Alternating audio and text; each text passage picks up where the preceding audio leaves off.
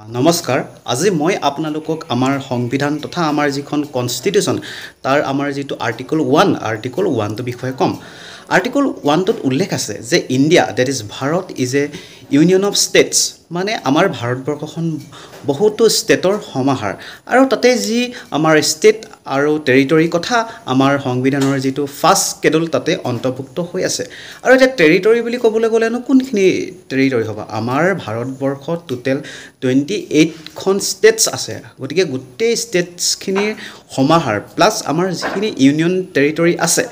লগতে যদি অনাগত সময়ত ইণ্ডিয়াই যদি যিকোনো লেণ্ড যদি একুৱায়াৰ কৰে সেইখিনিও আমাৰ এই ভাৰতৰ যি ইউনিয়ন তাৰ আণ্ডাৰতে আহিব গতিকে আৰ্টিকল 1টো ইমানেই আৰু মই পৰৱৰ্তী সময়ত বাকী আৰ্টিকলখিনিও আপোনালোকৰ আগত দাঙি ধৰিবলৈ চেষ্টা কৰিম গতিকে আপোনালোকে যাতে মানে আৰ্টিকলখিনি ধুনীয়াকৈ জানিব পাৰে তাৰ কাৰণে আপোনালোকে মোৰ চেনেলটি ছাবস্ক্ৰাইব কৰি ল'ব আৰু ভিডিঅ'টো কেনেকুৱা পালে মোৰ কমেণ্ট ছেকশ্যনত আপোনালোকে জনাবলৈ নাপাহৰিব ধন্যবাদ